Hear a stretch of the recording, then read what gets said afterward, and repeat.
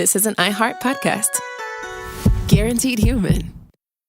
Support for the show comes from Public, the investing platform for those who take it seriously. On Public, you can build a multi-asset portfolio of stocks, bonds, options, crypto, and now generated assets, which allow you to turn any idea into an investable index with AI. It all starts with your prompt. From renewable energy companies with high free cash flow to semiconductor suppliers growing revenue over 20% year over year, you can literally type any prompt and put the AI to work. It screens thousands of stocks, builds a one-of-a-kind index, and lets you backtest it against the S&P 500.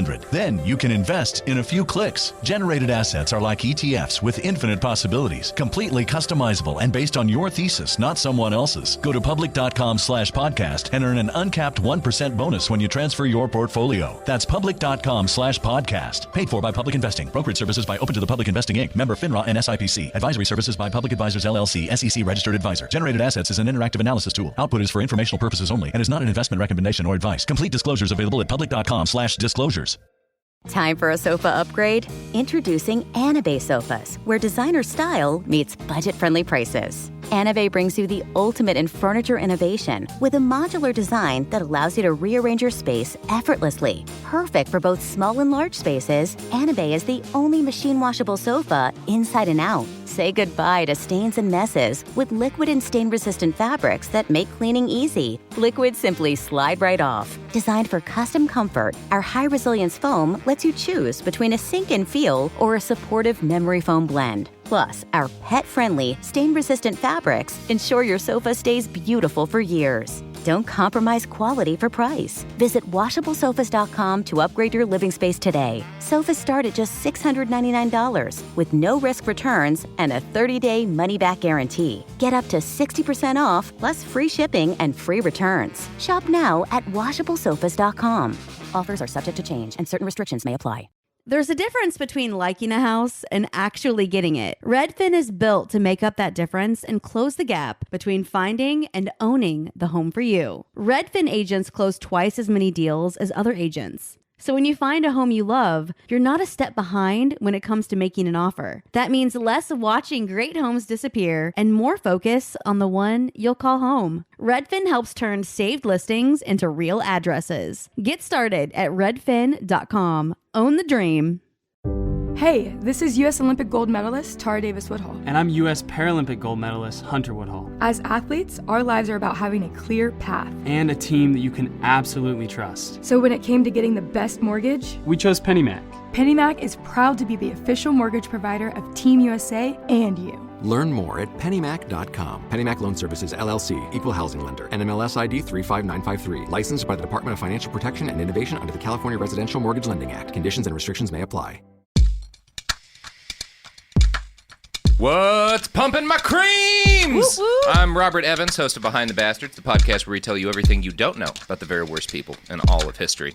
My guests today, the inimitable, the unstoppable, the dynamic duo, sexier than Obama, deadlier than Osama, Cody Johnston and Katy Stoll. This is the best intro I've ever had. Yeah, I really worked on that one. Thank you so much. I loved every second of it. Mm-hmm. Also, you could have just said Obama for the second one and it would have worked. Yeah, well, yeah. But I appreciate you went to the extremes. I did. I always like comparing my guests to famous terrorists. Mm-hmm. Yeah, it felt right. It goes well every time. How are y'all doing today? Great. Great. Absolutely also great. Excellent. Yeah. We do have, of course, our coffee mate in the room with us. One Pump, One Cream. One Pump, One Cream. It expired in January 2019. Mm-hmm. So Delicious.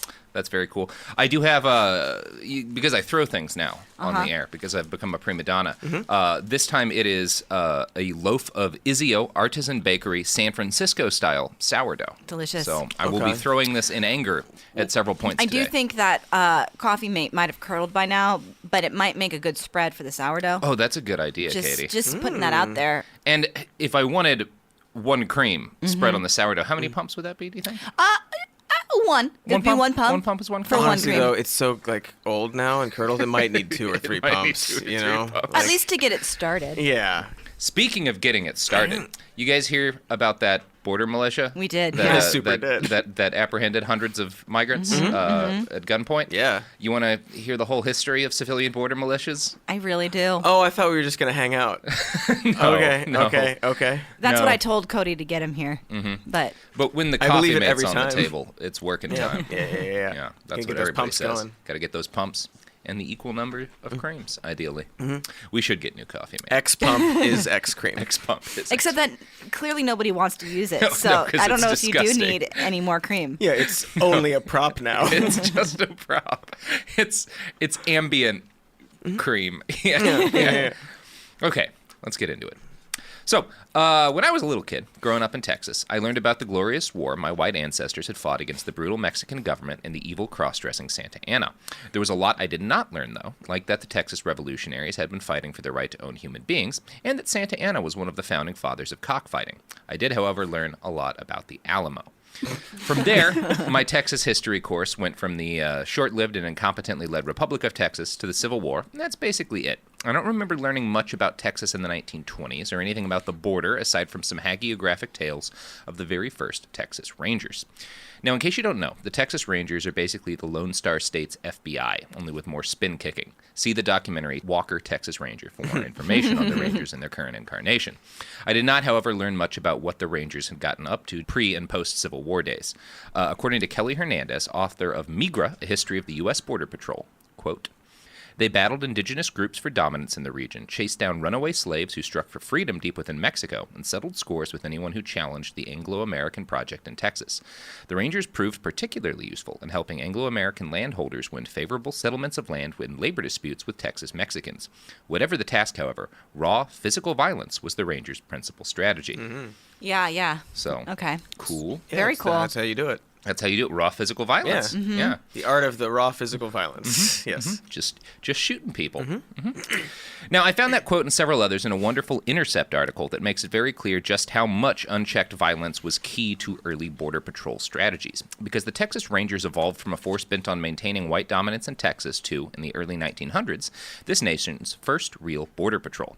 Here's the Intercept. Quote, "The early years of the 20th century, from 1910 to 1920, were particularly bloody, with hundreds of Mexicans murdered and lynched in the Texas borderlands. The dead included women and children, the aged and the young, longtime residents and recent arrivals," says the Refusing to Forget Project, an initiative started by a collective of border-based historians and researchers. "They were killed by strangers, by neighbors, by vigilantes, and at the hands of local law enforcement officers and the Texas Rangers. Some were summarily executed after being taken captive or shot under the flimsy pretext of trying to escape. Some were left in the open to rot, others desecrated by being burnt, decapitated, or tortured by means such as having beer bottles rammed in their mouths." So that's the start of Border Patrol. What if we didn't do any of that? What if somebody looked at that and was like, "That we shouldn't allow that"? Well, but then you wouldn't be a country.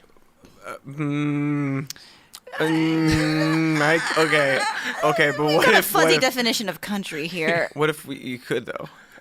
That's just all I'm saying is, what if you could be a country and not do that? Sounds like some pie-in-the-sky leftist woo-woo commie thinking. Okay. Keep dreaming, Cody. Okay, but imagine. Okay, all right.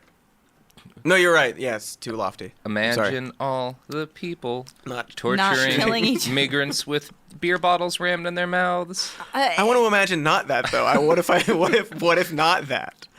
What if not that? What if laws? What if not that? What if laws? This is poetic. But they broke the law by crossing an imaginary line. They had to come. If they didn't want a beer bottle rammed in them, they shouldn't have come here. Yeah. That's true, and then by virtue of being here, they're criminals. Listen, so they're if they illegal human beings that are illegal. entities. Yeah. They I mean, do we even want to say human beings? Like, would these people doing No. this probably use that word? When you refer to them as human beings, that makes me bread throwing angry. Don't take it back, Cody. No, I'm not actually going to Listen, say if they didn't want these things to happen to them, then they shouldn't come here. We don't want to do it. This is deterrent. Oh, it's a deterrent beer bottle shoved. This is an example. Yeah. So you know what you're getting. Yeah. I hate it. Did it work? No. Oh, okay. I did a paper tapping gesture. I'm not sure if the sound which effect got does through, not but, in any way translate to the audio format that we work exclusively in. But it was very comedic in the room. Thank you. Yeah, I'm glad it worked in the room. In the Roaring '20s, inequality soared while an oppressive drug prohibition state led to outbursts of violent crime across the United States. By 1924, some Americans had decided that the cause of their problems were all the goddamn immigrants. We've talked a bit about this a little in other episodes. The second KKK made halting immigration a keystone of its politics, although they were mostly focused on stopping immigrants from the bad parts of Europe. But down south, in Texas, many Americans decided the problem was Mexican immigrants. The need for Mexican farm labor meant that no real restrictions were put in place on immigration, but the government created the Border Patrol as a salve to people who wanted something done. I capitalized the S in something. I heard that with the way you inflected. That's why? Yeah. Because they wanted something done. That's Yeah, but people, racists in Texas were like, I don't want these Mexicans coming in. And the agribusiness companies were like, we can't harvest food without them. So we're not going to, we're going to lobby the government to not restrict them from coming in. And racists were like, but that makes me angry. So the government was like, have Border Patrol. That's where they come from. And now... Yeah! I tossed the bread. There goes the bread that also says eat more toast on it. You know what I'm noticing right now is an issue with my tossing bread today? It doesn't bounce back. The bagels would pop right back to me. I could boomerang. Yeah. You need to test run these I'm going to have future. to have Dan go get it. Yeah. Thank you, That's Dan. some extra work for somebody. Yeah. Because I am a... Diva. Prima donna. Yeah, diva. Yeah. Like Beyonce. A queen. I have taken that on myself. Oh, no. I'll keep throwing the bread. You're going to get the bagels? All right. Let's continue while he grabs my toss and bagels. Now, the early Border Patrol was very much cut from the cloth of the Texas Rangers. The Intercept interviewed Francisco Cantu, a former Border Patrol agent, who told them, quote, I often heard romanticized stories of the old patrol, a lament for the days when agents had free reins across the borderlands, lighting abandoned cars on fire and tuning up smugglers and migrants at will. As young trainees, my colleagues and I were taken to storied places in the desert, a remote past where earlier generations of agents were rumored to have pushed migrants from cliff tops and hidden their corpses. A stretch of road where an agent had run over a Native American lying drunk and asleep in the road. An isolated patch of scrubland where agents had force-fed smugglers fistfuls of marijuana and turned them loose to rock through the wilderness barefoot and stripped to their underwear. There was a lot to digest there. Yeah. Thank you, Dan. What does turning up mean?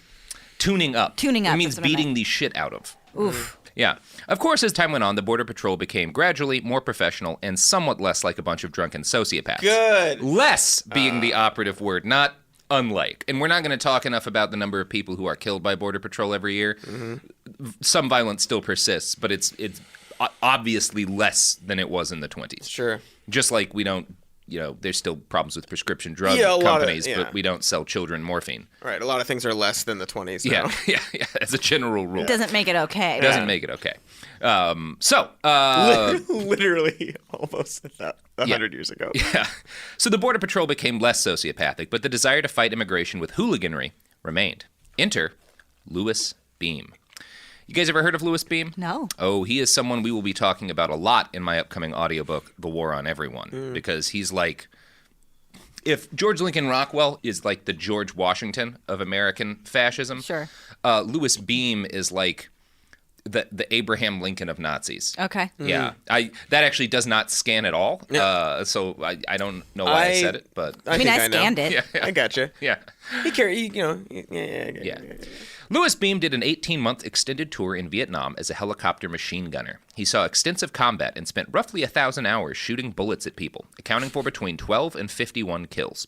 When he came home, it was as a radicalized far-right white nationalist with fervent anti-communist views.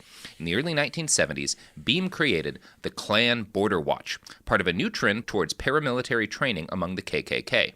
Beam stated at the time, when our government officials refuse to enforce the laws of the country, we will enforce them ourselves. Okay. Great. That's why the Constitution. That's what. Yeah, that's our what we God-given right to take the law into our own hands. Exactly.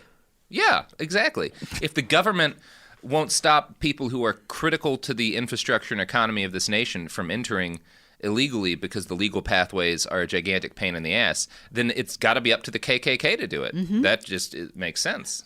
That doesn't make me question any of my feelings about immigration or immigrants or what people think about getting rid of them. Yeah. I'll just take those two things at face value and never think about it again.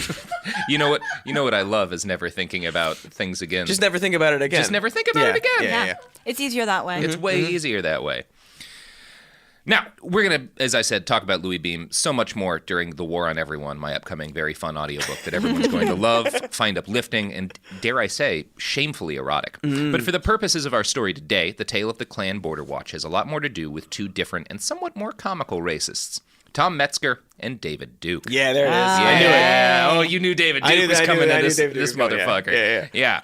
Now, Metzger was Beam's counterpart in the California Ku Klux Klan, and Duke was... Well, we'll get to David Duke in a little bit. Anyway, here's how Bring the War Home by Kathleen Belew describes the Klan Border Patrol.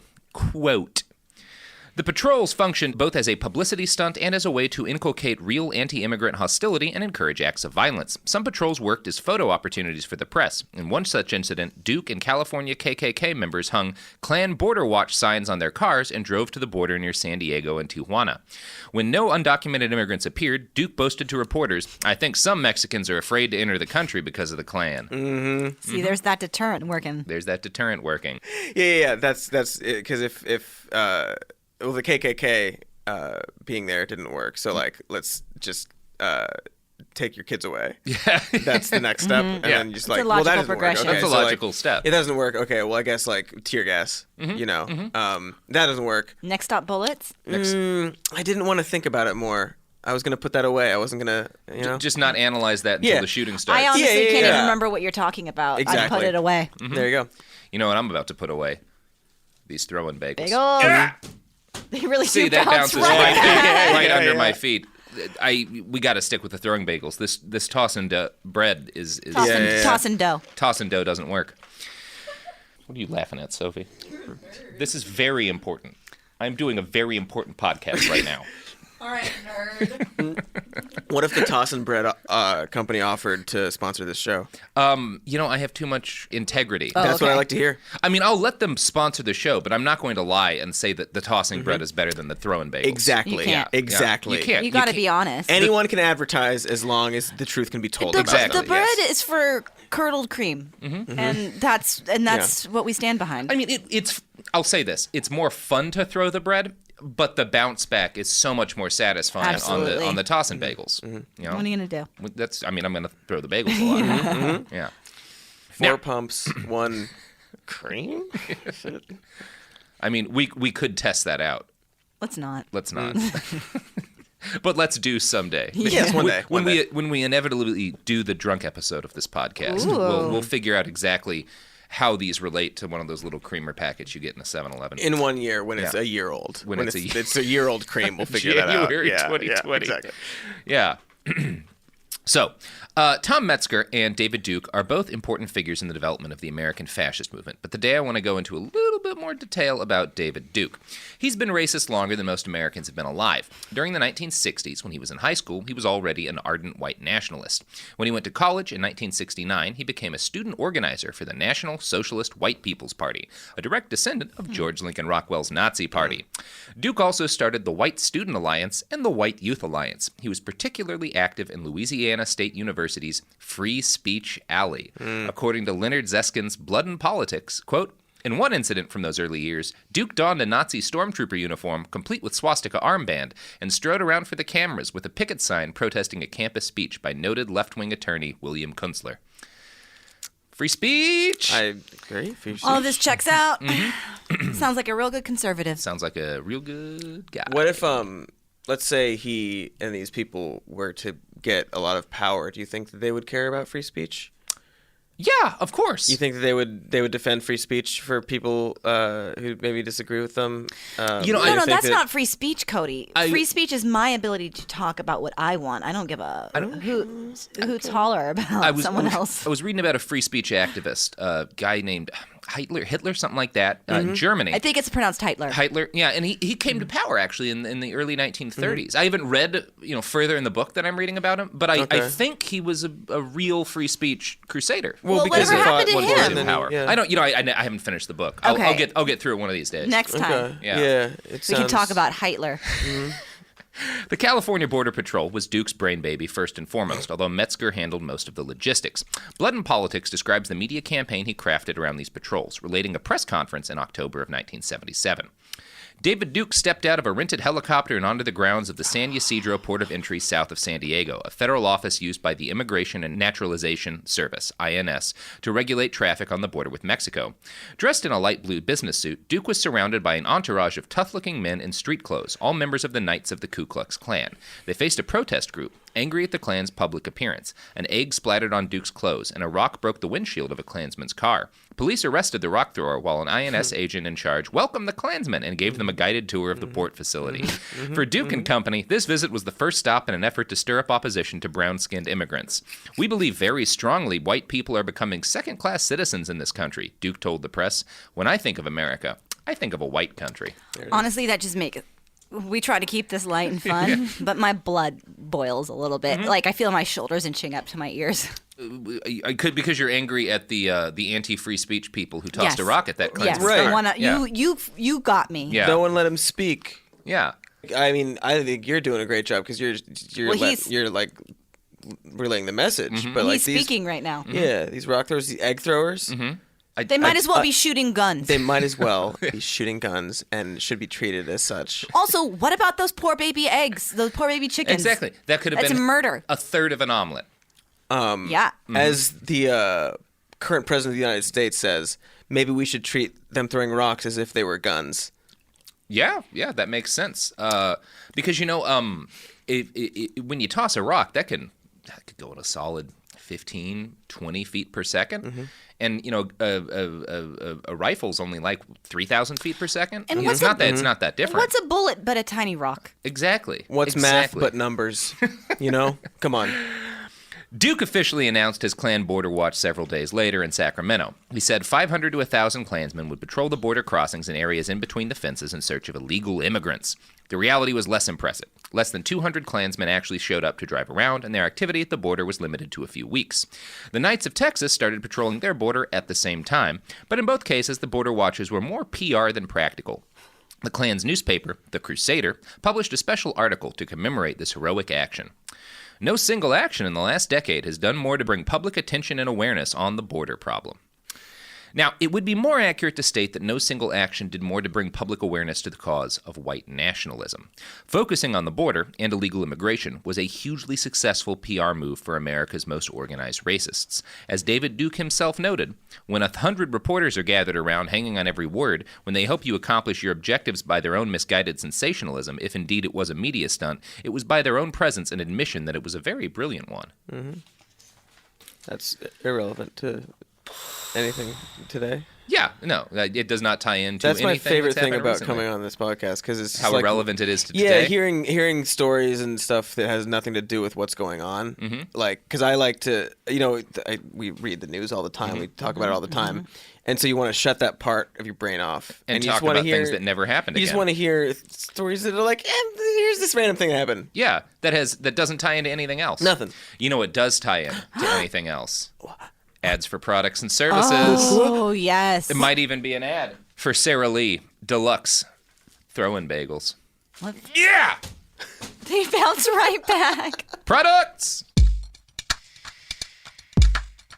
Support for the show comes from Public, the investing platform for those who take it seriously. On Public, you can build a multi-asset portfolio of stocks, bonds, options, crypto, and now generated assets, which allow you to turn any idea into an investable index with AI. It all starts with your prompt. From renewable energy companies with high free cash flow to semiconductor suppliers growing revenue over 20% year over year, you can literally type any prompt and put the AI to work. It screens thousands of stocks, builds a one-of-a-kind index, and lets you backtest it against the S&P 500. 100. Then you can invest in a few clicks. Generated assets are like ETFs with infinite possibilities, completely customizable and based on your thesis, not someone else's. Go to public.com/podcast and earn an uncapped 1% bonus when you transfer your portfolio. That's public.com/podcast. Paid for by Public Investing. Brokerage services by Open to the Public Investing Inc. Member FINRA and SIPC. Advisory services by Public Advisors LLC, SEC registered advisor. Generated assets is an interactive analysis tool. Output is for informational purposes only and is not an investment recommendation or advice. Complete disclosures available at public.com/disclosures. Sink into affordable luxury. Anabay is the only machine washable sofa, inside and out. With stain-resistant slip covers and a cloud-like frame duvet, everything goes right in the wash. Plus, the modular design lets you change the look of your space anytime. Visit washablesofas.com to upgrade your home. Shop up to 60% off site-wide, with sofas starting at just $699 and a 30-day money-back guarantee. Shop now at washablesofas.com. Offers are subject to change, and certain restrictions may apply. Hey, this is U.S. Olympic gold medalist Tara Davis-Woodhull. And I'm U.S. Paralympic gold medalist Hunter Woodhull. As athletes, our lives are about having a clear path. And a team that you can absolutely trust. So when it came to getting the best mortgage, we chose PennyMac. PennyMac is proud to be the official mortgage provider of Team USA and you. Learn more at pennymac.com. PennyMac Loan Services, LLC, Equal Housing Lender, NMLS ID 35953. Licensed by the Department of Financial Protection and Innovation under the California Residential Mortgage Lending Act. Conditions and restrictions may apply. Let's talk about modern home shopping. It's sort of become a fun side hobby, right?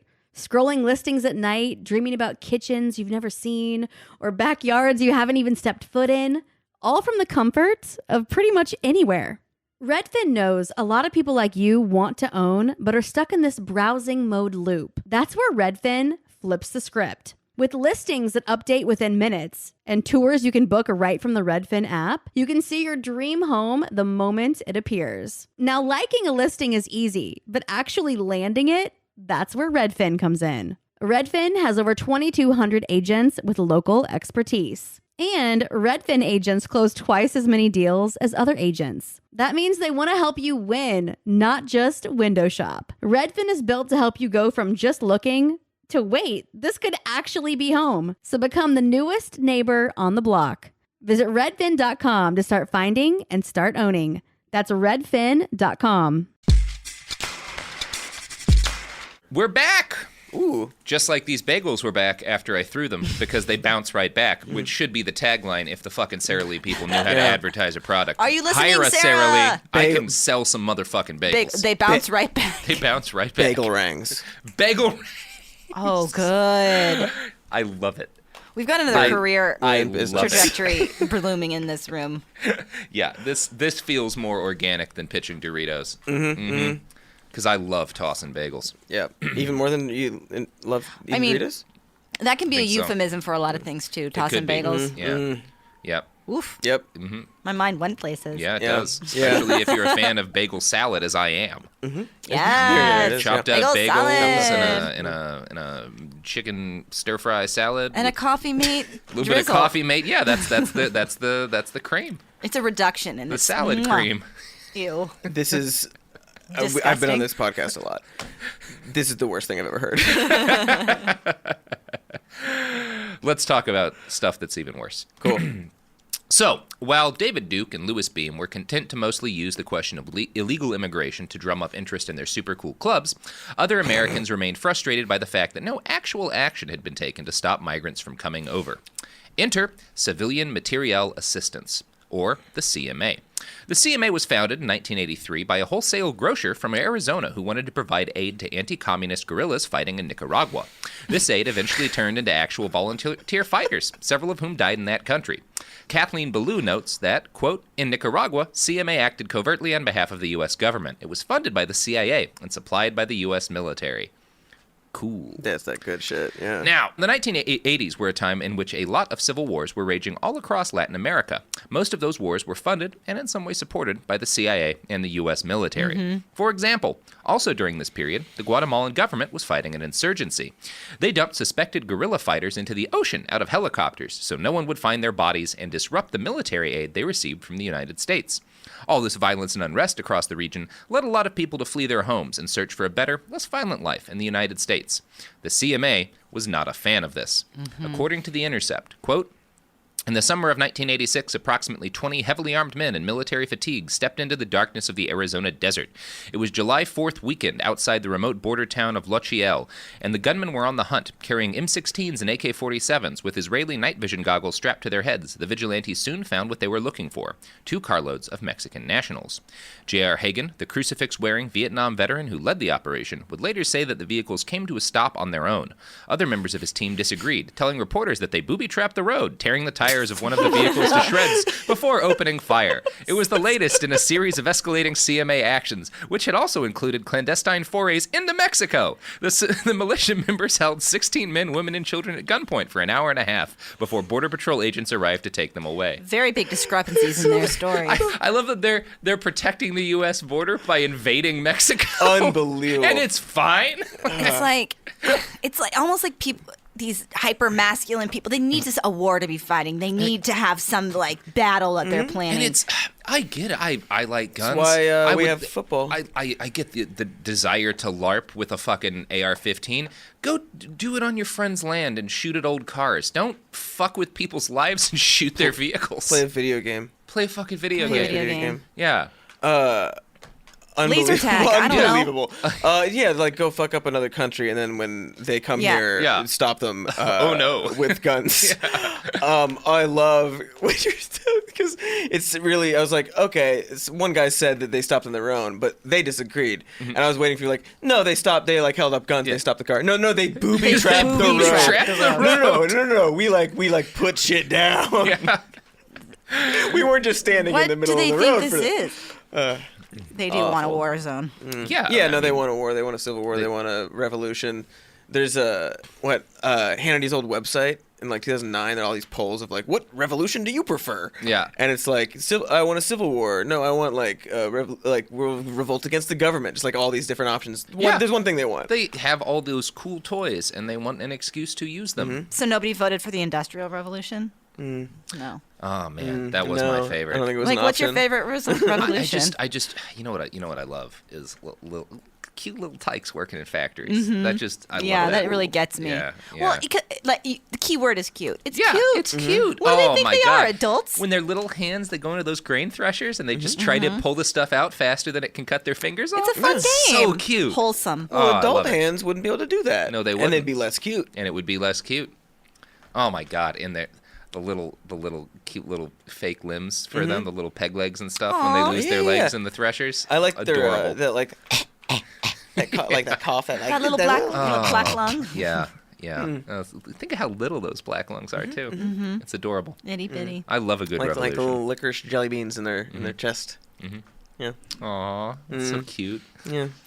You took it too far. You did. You really did. Jelly beans are cute. What's up? You know what? Ooh. Oh, shit! Yep, it hit Katie's the mic. bagels are mine! If I throw it at the other wall, will it bounce back to you? What is that expression, Sophie? I just had a t-shirt idea to T-Public that was like a protester throwing something, but instead of it being like fire, it's a throwing bagel. Oh, that's a great idea. That's a great one. Do you want your bagels back? Yes, please. Thank you. Yeah, instead of a Molotov, it's a yeah. Molotov cocked bagel. Basically, like your business card, the back of your business card, but instead of it being like a weapon, it's throwing. I love that. Bagel. There's something here. Also Molotov locks too. Something. We're close. We're getting there. We're getting there. I'm proud of you guys. I'm proud of all of us. We'll probably cut some of that out. Dan says no, sir. Yeah. Nope. 1991 was an important year for America's political racists. It's the year David Duke ran for governor of Louisiana. He lost, but he won almost 39% of the popular vote, which is a lot of votes. That's the magic number. Yeah. It's like that range. Yeah. There's always that range of people who will vote support for this kind of thing. Like the president's current approval rating. Yeah. And then I don't know what you're talking about or who you're talking about. It was also the year of the Gulf War, and many of America's white supremacists were very much against that war happening. The Populist Party was founded by Willis Carto in 1984. Willis will get an episode himself, but the short of it is he was modern America's first successful intellectual Nazi. Think of him as the Richard Spencer of the 1980s and 90s. He kept his power level just wrapped up enough to avoid being tarred with the same brush as George Lincoln Rockwell, but he shared Rockwell's ultimate goal, uniting the American right behind white supremacist politics. The Populist Party was a major early vehicle for David Duke's political career. In 1991, they picketed and protested the Gulf War. Blood and Politics cites one of the leaflets they handed out by the hundreds. Quote, "If the Populist Party were in power, we would have hundreds of thousands of troops on the Mexican border, not in desert sand dunes 10,000 miles away. There would be no affirmative action, quotas, or other anti-white racist schemes." Anti-white racist schemes. That's my... Oh, God. You're like waiting for like no more wars. No, just not. We want it closer. We want to do it closer. We want a war on those unarmed people trying to cross the border.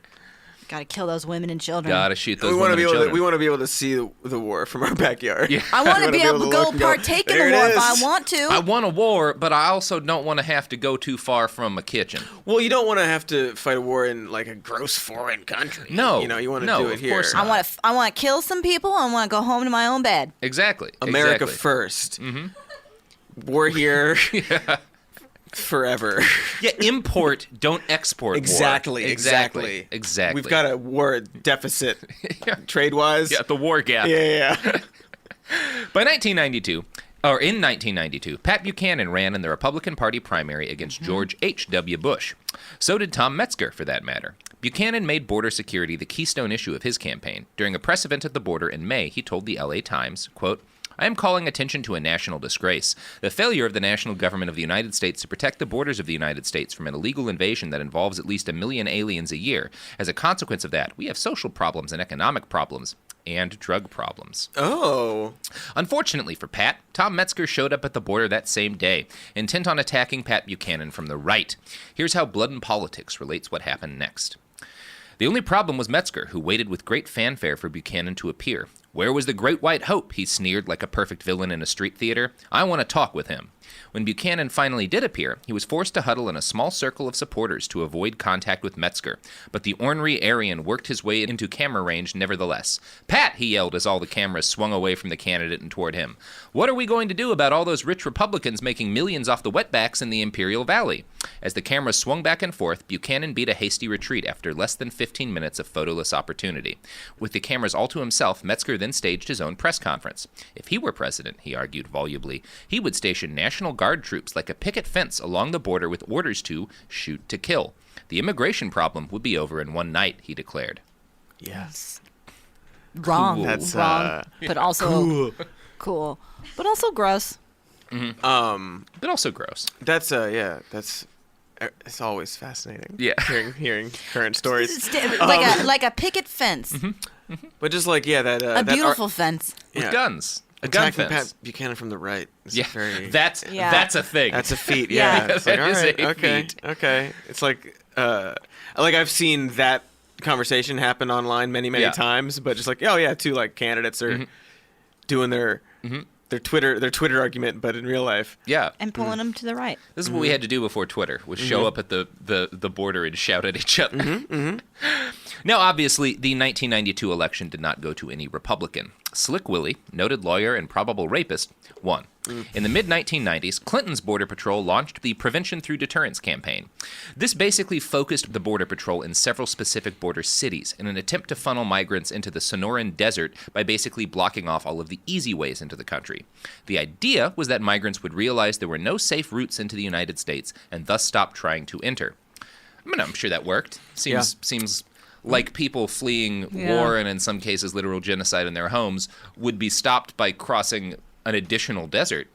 Right. Desperation and the human drive for survival is easily deterred. Yeah. Yes, it very, very easily deterred. By like a single extra obstacle. Exactly. Yeah. That isn't necessarily a worse obstacle than ones they've already gotten through. That's a key way to get people to stop trying to do something. It's like go through hell and be like, what about hell light? Yeah, what about a slightly less worse? Anyway, let's read the next paragraph. Oh, no! It turns out thousands of migrants tried to cross and hundreds of them died in the Sonoran Desert. In many cases, they died due to lack of water, heat stroke, and all the other terrible things that can happen to a body whilst traveling through the desert on foot. But a number of those migrants, we will never know how many, died violently. In 2000, Eusebio de Haro, a Mexican man, was shot to death by Texas landowner Sam Blackwood. Eusebio had asked Sam for water. Blackwood was convicted of a misdemeanor deadly conduct charge and fined $4,000. Several members of the jury hugged members of his family after the verdict was given. All of this, finally, brings me to the Minutemen. Yep. Now, if you're like me, the Minutemen Civil Defense Corps were the first vigilante border militia you ever heard about. Yes. They started in April of 2005 as the brainchild of a man named Chris Simcox. Now, Chris was born in 1961. His childhood occurred while David Duke was wearing a swastika in Free Speech Alley and Louis Beam was machine gunning people in Vietnam. In his early years, Chris's life gave little hint that he would follow down an even vaguely similar path to those men. He moved out to L.A. with dreams of becoming an actor. After several years of failure, he became a kindergarten teacher instead and taught at the Wildwood School for 13 years. What? It's just like... I don't like where this is going. You're really not going to like where this is going, Cody. By September 11th, 2001, he'd transitioned to running a private tutoring business. According to The Nation, quote, he appeared to suffer a mental breakdown in the days after the September 11th, 2001 terrorist attacks, refusing to communicate with anyone unless they first recited the preamble to the U.S. Constitution, and leaving a series of bizarre messages on his ex-wife's answering machine about stockpiling weapons. I'm going on a great adventure, Simcox told his son 3 weeks after the attacks. This doesn't end well. Adventures are good. Adventures are fun. Yeah, adventures are fun. I love adventures. I've never heard of a bad adventure. Adventures or Avengers? Adventures. Mm-hmm. Adventures. Avengers. Mm-hmm. Both are fun. Both are fun. And nobody dies in either of them. That's my favorite thing about adventure is the never dying part. Yep. This adventure was Chris moving out to Tombstone, Arizona, and getting a gig as a fake gunfighter in a local show for tourists. His dreams are coming true. His dreams are coming true. So this is going to be fun. This is going to be fun. It's It's going to be fun. He also sunk some of his savings into buying the Tombstone Tumbleweed, a small local paper. Chris changed its editorial direction from local news to ranting violently about immigrants. The next year, 2002, he founded the Tombstone Militia, which his own newspaper described as a committee of vigilantes. The Tombstone Militia started patrolling the border irregularly. In January 2003, Chris was arrested for illegally... infrequently or weirdly? Both, actually. We do it literally sometimes. both. Yeah. That's how you find success. We wear duck costumes. Yeah. But we don't do it that often. Yeah. So. In 2003, Chris was arrested for illegally carrying a firearm in a national park during one of these missions. The Nation notes, also in his possession were a police scanner and a toy figure of Wyatt Earp riding a horse. Yes. So it is weirdly, too. Yeah. All right, everything's adding up. Yeah. In April of 2005, Chris teamed up with Jim Gilchrist, a retired accountant in Orange County, to start the Minuteman Project. According to Chris, citizen border patrols were needed to do the job the government refuses to do and protect the country from people he called invaders. That's a new word. All of this is new. Not the same language that Louis Beam, the Nazi, used to justify the Klan border patrol a couple of decades earlier. Very totally different. Not the same word. Identical language. Yeah, not the same word that any of these people use, or the president specifically, or the Christchurch shooter, or should I keep? Should I keep? Yeah, you can. No. You know what? I'll just. You know what? Actually, does one of you want to throw these bagels in anger? At that one? Wherever you want. Okay, those bagels. You toss those bagels. Nothing in here can be damaged. Oh, it's a solid toss. They still bounce back to me. It all bounces back to Robert. And the invasion is over. Does this play well on podcast? Oh yeah, people love a good bagel throw. It's the cornerstone of my show. The Minuteman Project lasted a month, and it mostly involved groups of volunteers sitting in lawn chairs near the border looking for migrants with binoculars. While it was unimpressive on the ground, the Minuteman Project was a huge PR success. Fox paid particular attention, but coverage spanned the gamut of mainstream news sources. I found an NBC News article from June 2005, about 2 months after the Minutemen's first outing. Quote, headlines from the Arizona event gave the group momentum and turned what some believed to be nothing more than a publicity stunt into a national movement. The group has since hired lawyers, reorganized into separate corporations, filed to legally protect the name Minuteman Project, hired a Washington-based media consultant, and started an aggressive fundraising campaign. And representatives of the group have been to Washington to lobby Congress and relate the lessons learned from their time on the border. So, Unless the work continues, it's just going to be viewed as a dog and pony show, said James Gilchrist, one of the Minutemen leaders. When the Arizona project wrapped up, he and Simcox unabashedly acknowledged that among their chief considerations in Arizona was getting media attention. Mm-hmm. So if you know one thing about the kind of people who create volunteer militias, it's that they're all impossible assholes who hate each other. Simcox and Gilchrist did not get along. And less than a month after blowing up, press-wise, the Minuteman Project. Okay. Did we skip a part? Yeah. All right. I'm hungover again, so I'm reading some of this like a shithead. Less than a month after blowing up in the news, the Minuteman fractured into two separate groups. Gilchrist created Minuteman Inc., an organization aimed at fighting illegal immigration inside the U.S. by attacking employers violating immigration laws.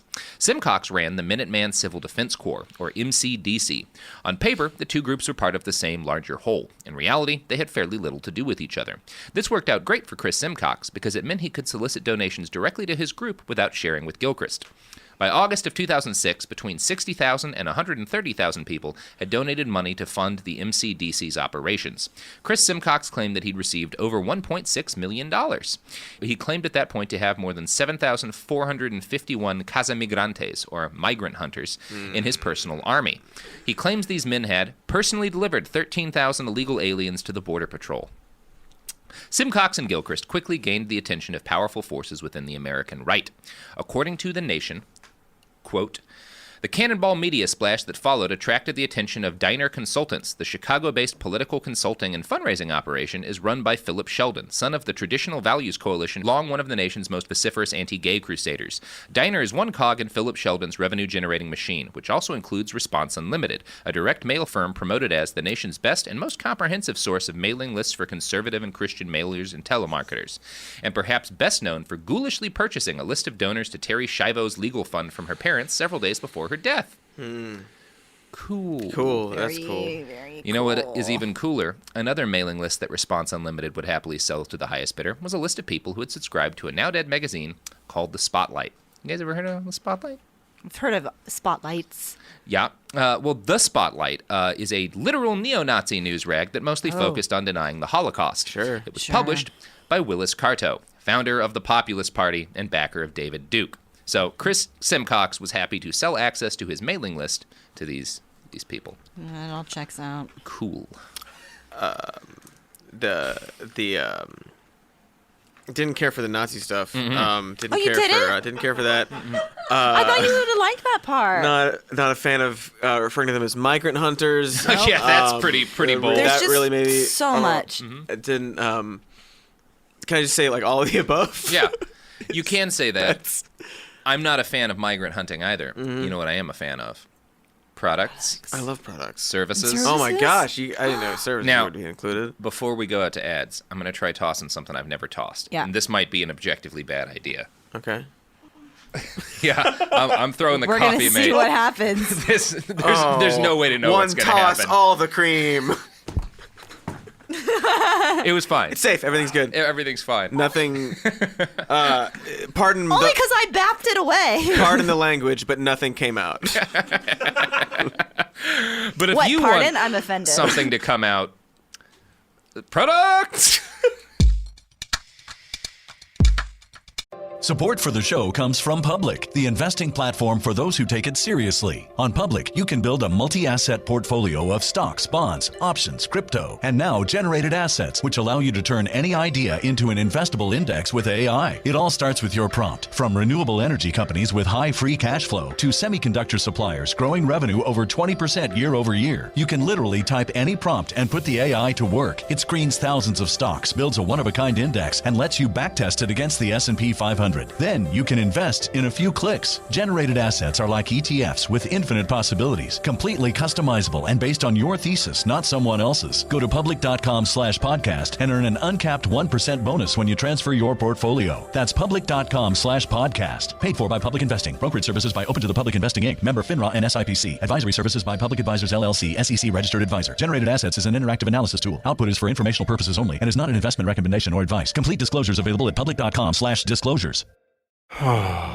sink into affordable luxury. Anabay is the only machine washable sofa, inside and out. With stain-resistant slip covers and a cloud-like frame duvet, everything goes right in the wash. Plus, the modular design lets you change the look of your space anytime. Visit washablesofas.com to upgrade your home. Shop up to 60% off site-wide, with sofas starting at just $699 and a 30-day money-back guarantee. Shop now at washablesofas.com. Offers are subject to change, and certain restrictions may apply. Hey, this is U.S. Olympic gold medalist Tara Davis-Woodhull. And I'm U.S. Paralympic gold medalist Hunter Woodhull. As athletes, our lives are about having a clear path. And a team that you can absolutely trust. So when it came to getting the best mortgage, we chose PennyMac. PennyMac is proud to be the official mortgage provider of Team USA and you. Learn more at pennymac.com. PennyMac Loan Services, LLC, Equal Housing Lender, NMLS ID 35953. Licensed by the Department of Financial Protection and Innovation under the California Residential Mortgage Lending Act. Conditions and restrictions may apply. Let's talk about modern home shopping. It's sort of become a fun side hobby, right? Scrolling listings at night, dreaming about kitchens you've never seen, or backyards you haven't even stepped foot in, all from the comfort of pretty much anywhere. Redfin knows a lot of people like you want to own, but are stuck in this browsing mode loop. That's where Redfin flips the script. With listings that update within minutes and tours you can book right from the Redfin app, you can see your dream home the moment it appears. Now, liking a listing is easy, but actually landing it, that's where Redfin comes in. Redfin has over 2,200 agents with local expertise. And Redfin agents close twice as many deals as other agents. That means they want to help you win, not just window shop. Redfin is built to help you go from just looking to wait, this could actually be home. So become the newest neighbor on the block. Visit redfin.com to start finding and start owning. That's redfin.com. We're back. God. Those ads. Oh, I love them. I bought it all. I'm so full from those ads. So am I. You know, let's fill our heads now with some knowledge. Let's digest some things. Mm-hmm. Some knowledge bites. Okay. So, we were talking about Response Unlimited, people who buy up all the mailing lists. They bought the Minuteman's mailing list, or essentially Chris Simcox sold access to that. The Nation actually managed to find out some of the people who purchased access to the Minuteman's mailing list. It included Judge Roy Moore for his failed gubernatorial campaign, Oliver North's Freedom Alliance, and some organization called Stop Puerto Rico Statehood. Jesus what Christ. The fudge? Yeah, they know they're fucking... Oh, my goodness. Data. Cool. Yeah. Now, most new grifters in Chris Simcox's position would have fucked everything up within 6 months or less of their first grift going viral. But Chris is a smart dude. On April 19th, 2006, he showed up on Fox News' Hannity and Combs. He stated, with zero evidence, that 300,000 Middle Easterners had been apprehended entering the country in the last year. This is a clear and present danger. It is the greatest threat to national security and public safety. The time for negotiating is over. He then delivered an ultimatum to President George W. Bush. Declare a state of emergency and deploy the National Guard and military reserves, or by Memorial Day weekend, we're going to break ground and we're going to start helping landowners to build a double-layer security fence along their properties. Thus was born Fencegate. Okay. Cool. President Bush was forced to send 6,000 National Guard troops to the border to placate the Fox-watching crowd. Chris used the media storm around this to solicit even more donations. His plan was to buy up miles of private land along the border and build what he called an Israeli-style security fence, including a 6-foot trench and concertina wire on top. By May 9th, just a few weeks after his Fox appearance, the fence had raised $175,000. A month later, almost $400,000 had been donated. Week by week, the Minuteman grew more and more tightly woven into the Republican establishment. In mid-2006, it was absorbed into the Declaration Alliance, a group formed by conservative activist Alan Keyes in 1996 to fight abortion and gay rights. The alliance's president, Mary Lewis, was a former assistant to Bill Kristol, editor of the now-defunct Weekly Standard. During a Minuteman gathering, Keyes told the assembled militiamen, "What we're doing here is not just building a fence. We are rebuilding a character. We are redefining a people." Now, in every press appearance and interview, Simcox has been careful to note that the Minutemen were non-violent.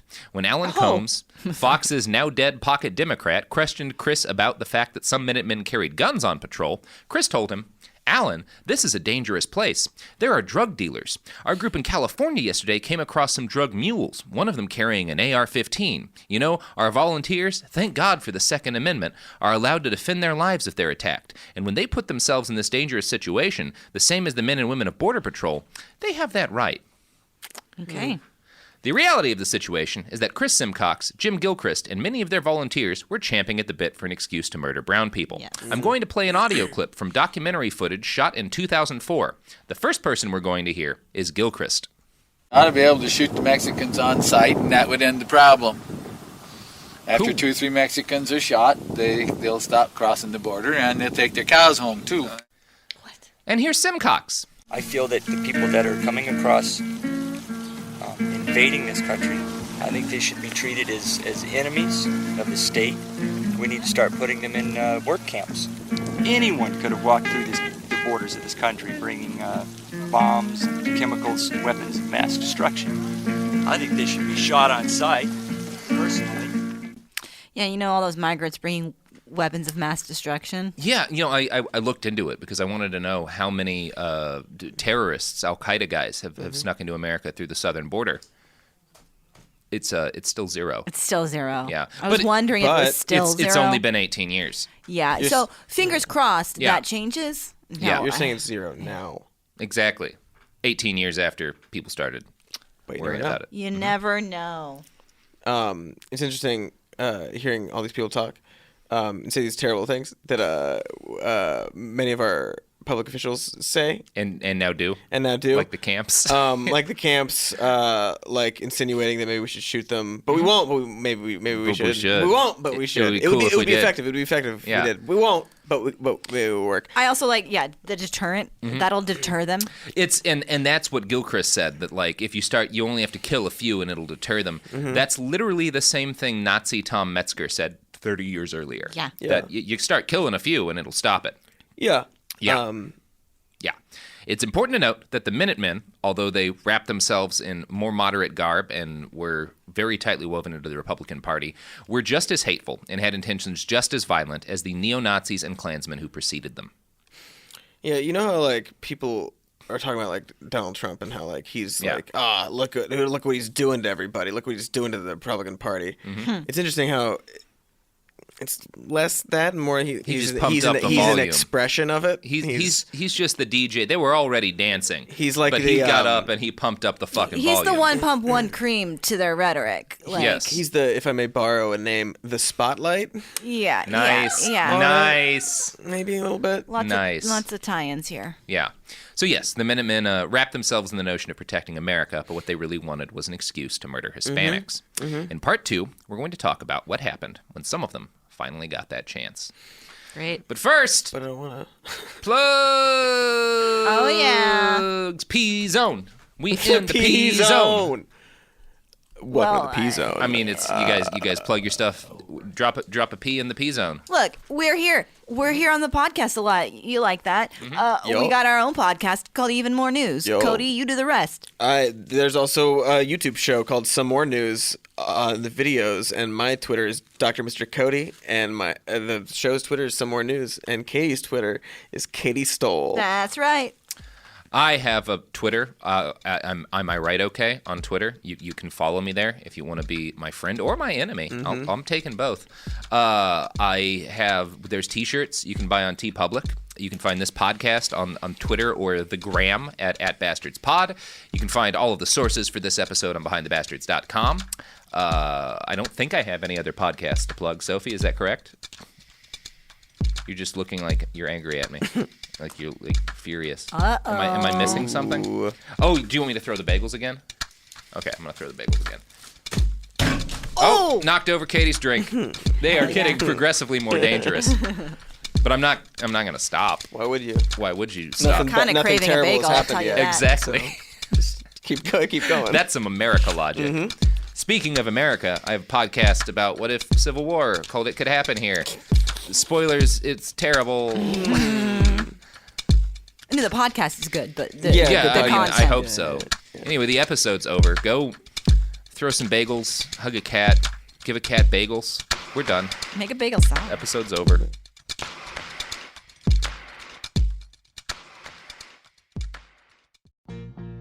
life gets messy. Spills, stains, pet accidents, and kid chaos. But with Anabay, cleaning up is easy. Our sofas are fully machine washable, inside and out, so you never have to stress about messes again. Made with liquid and stain-resistant fabrics, that means fewer stains and more peace of mind. Designed for real life, our sofas feature changeable fabric covers, allowing you to refresh your style anytime. Need flexibility? Our modular design lets you rearrange your sofa effortlessly.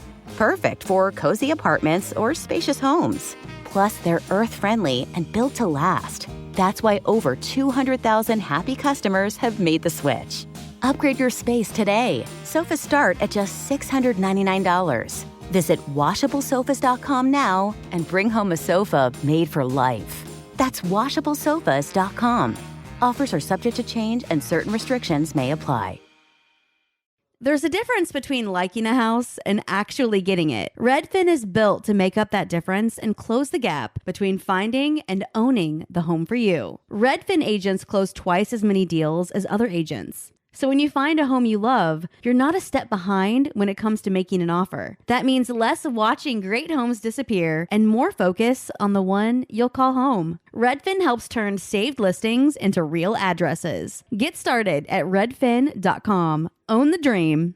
This is Bethany Frankel from Just Be with Bethany Frankel. Most dog food is marketing, not nutrition. That is why Biggie and Smalls eat just food for dogs, real 100% human-grade food with ingredients I actually recognize. And yes, I do see the difference. Better digestion, healthier skin, more energy, dogs that feel better, my babies. If you've been on the fence about switching, stop overthinking it. What's more important than your furry babies and their health? Go to justfoodfordogs.com right now and get 50% off your first box. No code needed. Just try it. Wasn't that delicious? So good. Your bill, ladies? I got it. No, I got it. Seriously, I insist. I insisted first. Oh, don't be silly. You don't be silly. People with the Wells Fargo Active Cash credit card prefer to pay because they earn unlimited 2% cash rewards on purchases. Okay, rock, paper, scissors for it. Rock, paper, scissors, shoot. No! The Wells Fargo Active Cash credit card. Visit wellsfargo.com/activecash. Terms apply. This is an iHeart podcast. Guaranteed human.